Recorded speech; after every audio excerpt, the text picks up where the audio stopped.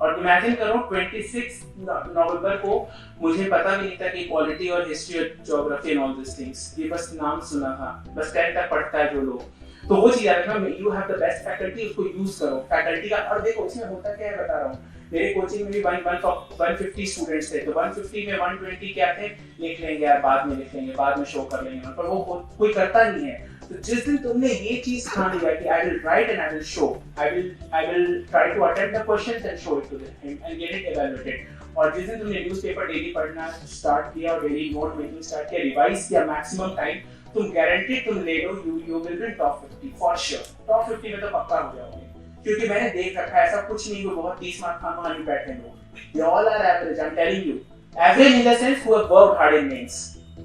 मेरे बैच में I met all, मतलब everyone I met, ऐसा कोई नहीं कि कोई 30 मार्क खाना के बैठा हुआ है, they have worked hard। मैंने पूछा है सबसे, रैंक 1 से पूछा है, किसी बहुत लोगों से पूछा है कि how have you worked, they have worked hard, there is no support, I said there is no substitute to hard work, ये तो सही बात है, hard work तुम्हें करना पड़ेगा। It is not required कि तुम 10 घंटा 15 घंटा बैठे रहो, it is only required 5 से 6 घंटा कर लो, 1 घंटा न्यूज़पेपर को तुम जरूर देना, रिवाइज पे मैक्सिमम फोकस रखना, वो बहुत इंपॉर्टेंट है। और जो भी तुम्हारी लाइफ में इस दौरान कुछ चैलेंजेस आए उसको अपने फॉर्म में लेना, नहीं आई कैन डू। कई बार क्या होता है, मेरे फैकल्टी ने कहा था कि stars can only shine in darkness, ये सही बात है। तो जिस दिन तुम्हारी लाइफ में कठिनाइयां आ रही हैं, इसका मतलब है कि तुम्हारी लाइफ में उजाला आने वाला है, stars will shine, for sure it will shine. एक और मैं बता रहा हूँ स्टेटमेंट, बहुत अच्छा स्टेटमेंट मेरे फैकल्टी ने बोला था, जिससे मैंने काफी मोटिवेशन, इनफैक्ट आज मैं इसे याद करता हूँ।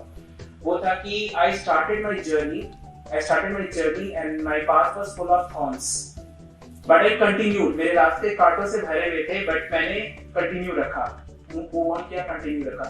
And all those thorns change into roses, वो सारे वो जो कांटे वो गुलाब में बदल गए। और ये तुम्हारे लाइफ में तो जिस में ठान लो और यहाँ बैठ के, अगर आप तो यहाँ बैठो तो ये टारगेट तुम रखो कि अगली बार जो अटेम्प्ट लो उसका नेक्स्ट टाइम यहाँ बैठो और तुम दो ये लेक्चर, उस दिन जरूर।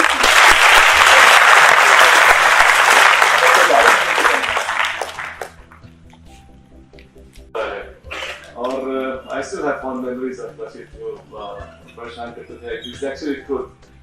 I was praying for him more than him कि इसका हो जाएगा and it has really prayed. I think ये possible है, आप मेरे ख्याल में आपको लग रहा है differences between hard work and बोलते ही जाता हूँ, यूपीएससी जो है वो डिमांड करती है मल्टी डायमेंशनल आंसर। वो एक टाइप का जैसे क्वेश्चन इज फ्रॉम ज्योग्राफी, अब ज्योग्राफी में तो सिर्फ ज्योग्राफी तुम लिखोगे तो मार्क्स नहीं मिलेगा, तुम्हें 10 में 1 मिलेगा, 2 उससे ज्यादा नहीं मिलेगा। क्योंकि अब देखोगे जो भी कंट्री की पॉलिसी बनती है, अगर वो पॉलिसी साइंस का है तो वहाँ पे इकोनॉमिक्स भी रहता है, वहाँ पे एथिक्स भी रहेगा, वहाँ पे पॉलिटी भी रहेगा, सोशियोलॉजी भी रहेगा। तो उसी तरह you have to write that answer. जैसे फॉर एग्जांपल बता रहा हूं, जो मैं आज तक बोलते आया हूं, जैसे मान लो क्वेश्चन आया है फॉर एग्जांपल ड्रॉट पे, ठीक है, तो ड्रॉट एक क्या है, वो ज्योग्राफी का क्वेश्चन, ठीक है, और तुम उसमें बहुत अच्छा तुम लिख कर आ गए, एल नाइनो के ऊपर ये इस कारण हुआ, तुमने डायग्राम बना दिया एंड ऑल, बहुत अच्छे से एक्सप्लेन किया ड्रॉट का, पर उसमें तुम्हें मार्क्स मिल जाएगा 10 में 1 या 2, उससे ज्यादा नहीं मिलेगा, because you have written only about geography, that is 1/3, 2 काफी है। You have to write this science and tech. कैसे science and tech? You have to write your suggestions कि drought resistances, biotechnological interventions, canal system, interlinking of river, all these are modes to control drought, ये लिख सकते हो। या drought वाला fund जो फिर अब इकोनॉमिक्स का लिख सकते हो, ड्रॉट जब भी आता है तो रेवेन्यू लॉस होता है, जिससे बैलेंस ऑफ पेमेंट कंट्री का हो जाता है, जिससे कंट्री को ज्यादा इंपोर्ट करना पड़ जाता है, उससे बिल्स ज्यादा आते हैं। इनफैक्ट उसके बाद फिर सजेशन डाल सकते हो, जो ड्रॉट फंड अभी स्टार्ट किया गया है वो डाल सकते हो। क्वालिटी का क्या डाल सकते हो? आर्टिकल 275 तुम डाल सकते हो, जिसमें ग्रांट इन एड दिया जाता है सेंट्रल गवर्नमेंट से स्टेट गवर्नमेंट को, वो डाल सकते हो। इनफैक्ट फिर तुम सोशियोलॉजी का तुम डाल सकते हो कि ड्रॉट से क्या होता है, सोशल स्ट्रैटिफिकेशन हो जाता है, सोशल इंपैक्ट असेसमेंट का बॉडी इंक्लूड कर सकते हो, ये सोशल कंपोनेंट हो गया।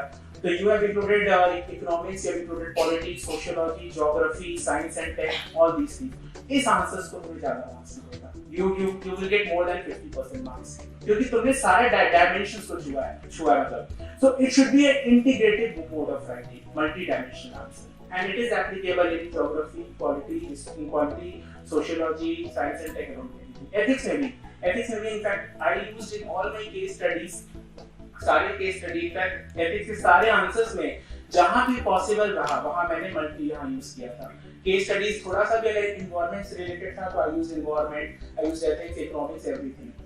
तो क्योंकि it will show that you are thinking in a very broad vision. उनको वैसे लोग नहीं चाहिए, वो तो फिर बच्चे वाले वो हो जाएंगे कि भाई जब क्वेश्चन पूछा हिस्ट्री से तो हिस्ट्री से लिख रहे हो, ज्योग्राफी पूछा ज्योग्राफी लिख रहे हो। You have to think in a very broad vision, you have to think like that. Okay, thank you.